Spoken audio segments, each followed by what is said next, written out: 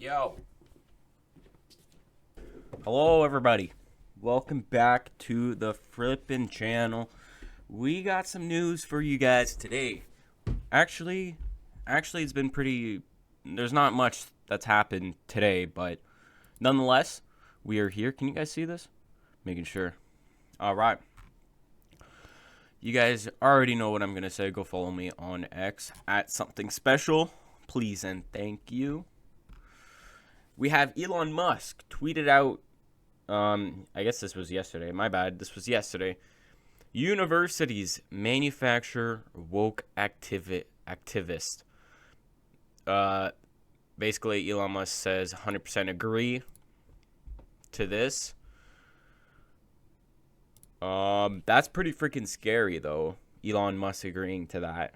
So that just goes to show you, like, literally, like 70 million people saw this. This might encourage people not to want to go to college, you know? If you want to understand the thinking of Trump administration on tariffs, watch this. This is a 5-minute video. Basically, I'll sum it up for you guys. This guy is just asking questions about the tariffs, like what's going to happen, what's going to be affected. And then this guy is saying, listen, if Canada just controls its border properly, then the tariffs won't even happen. That's basically the whole video in a nutshell. Like, I'm not even joking. You guys can go to my Twitter itself and go watch the full video if you guys are interested. But essentially, that's the whole video. They want to usher in UBI. I don't know what that means, but I'll read this. Trump, if Canada doesn't stop the illegal migrants and fentanyl coming in from there into the USA, I will impose tariffs on Canadian goods. Canadian politicians, we will retaliate by imposing tariffs on American goods. Why aren't they vowing to stop the illegal migrants and fentanyl? Well, that's a very good question. We don't know either. All right. Premier Smith calls on Trudeau liberals to urgently appoint a border Caesar to work in the U.S. border security. She says she's convinced after speaking with U.S. officials, including press. Trump says that this is the most important first step in avoiding tariffs. So, say it again. The one thing I could play this video. It's a minute, Donald Trump's Commerce but Secretary nominee, holy crap, is my headset not even Howard on? Lutnick, stated during his confirmation Oh hearing my that, god, my headset's not even on, boys. today U.S. President Donald Trump's Commerce Secretary And it's nominee, almost dead. Howard Lutnick, stated during his confirmation hearing that, quote, if we are your biggest trading partner, show us the respect, shut your border. This is a separate tariff to create action from Mexico and action from Canada. As far as I know, they are acting swiftly, and if they execute it, there will be no tariff. And if they don't, then there will be. Let me say it again. The one thing that we can do this week, in just the next couple of days, to have the best chance to avoid tariffs is to show clear and unequivocal action to secure the border. This should start with the appointment of a Canadian border czar to work with the new American border czar to jointly crack down hard on fentanyl and illegal migrants.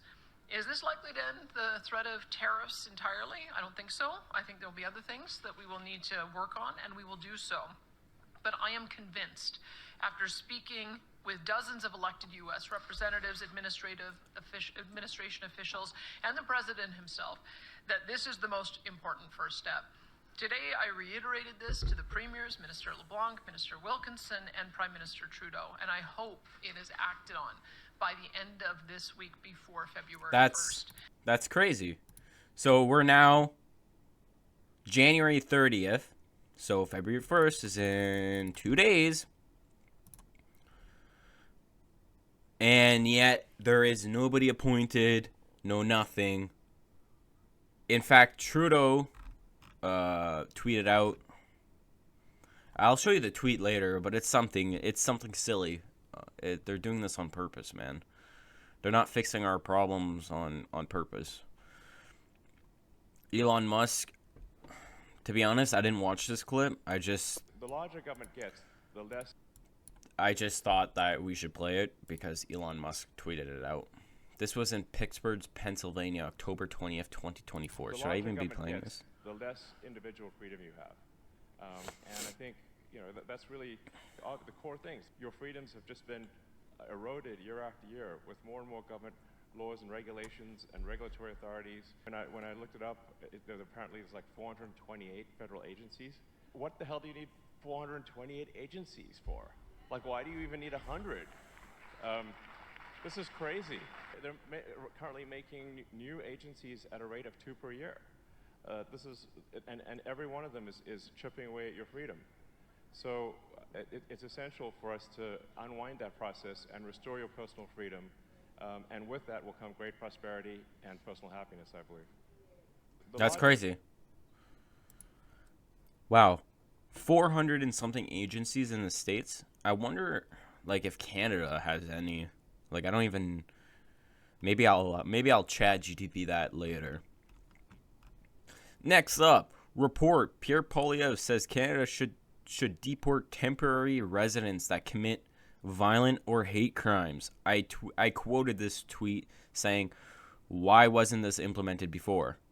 If they are in on temporary residence, so basically, like, I don't know, is that like a visa or whatnot, and they commit hate crimes or violent acts, they should not be able to stay here, technically. Like, if you're coming in here and you're not a good person, then you should leave. That's just common sense to me. Alberta is getting closer to outing in Canada, so Alberta wants to separate. Or I don't think this is official Alberta.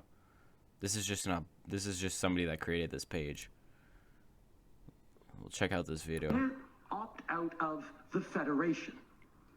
You can't opt out of Canada, and we expect people to obey the law. This is actually kind of funny. I like seeing his face. Opt out of the Federation.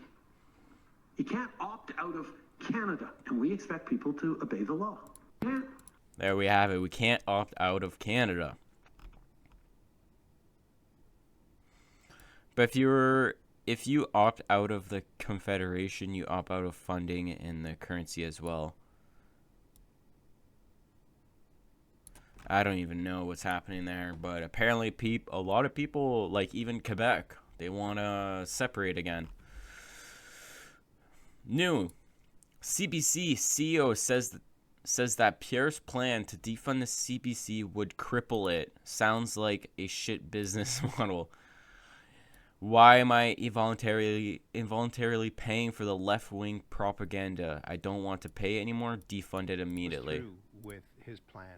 If you're going to change something so fundamental about what makes up Canada, I think the least is to have a good sense of what the implications of that are. It's not just the CBC, right? It's all the people that we deal with. She looks a little crazy. We support, that we commission content. If he follows through with his plan to cut all funding for English language CBC, what is Plan B? First of all, the way the corporation is financed at this time, it's a mix of appropriation, so government money, and a revenue, self-generated revenue, what we call advertising revenue, distribution revenue. Okay, so the part that's appropriations, that's government money, is 1.4 billion. That's a lot of money. I understand these are big numbers. But it's supposed that is a lot of money. And so $1 billion, considering that he's talking about CBC, $1 billion doesn't work because there's not much left for French services. If we are imagining like that we are going to go forward with only French, the math just doesn't work. There's a serious risk that it would in fact cripple not only the English service but also the French service. So I'm having a difficulty just reconciling all of that, and I think it's normal because we are at the pre-election stage and maybe the promises are not that fleshed out. So what I'm saying is let's have a real conversation about how it's going to impact Canadians, Francophones and Anglophones, and Indigenous peoples. What? Where does... I honestly have no idea what I just watched there. Like, literally did not make any sense to me. I want to know your thoughts in the comments below. What do you guys think about that video? And that is, I guess, the CEO of CBC News. I don't even know what she meant in this. Do we want to check out the comments? Notice how I'm not calling for it to be shut down, because unlike the left, I don't believe in censorship. I believe, though, that this network is so terrible that it wouldn't survive in a free market, but you're free to donate if you want. That's a valid take. That's a valid take. The choice is clear: a real outsider or Trudeau 2.0. I seen this and I'm like, this is a good ad. Who is Mark Carney? Justin Trudeau 2.0? What? It's funny because it's factual. I said, this is crazy. Our government wants our downfall. They can just secure the border and not have to subsidize the already incoming threats. Basically, they're doubling the effect of the tariff on us. Breaking. Canadian federal government is planning on a multi-billion-dollar pandemic-style bailout for the workers and businesses in the U.S. President Donald Trump follows through on his threat to impose a 25% tariff on Canadian goods as early as February 1st, per the Globe and Mail.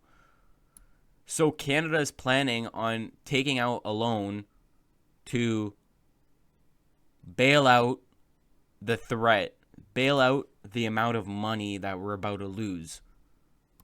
So I said, this is crazy. Our government wants our downfall. They can just secure the border and not have to subsidize the already incoming threats. And I said, basically, they're doubling down on the effect of money loss that we're gonna get hit by. This, like, that's not how you run a government. Like, what?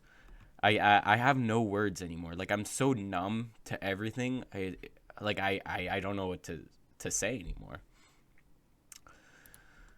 I don't know who this is. David McGinty says the border is strong and liberals make it stronger with the largest investment in history.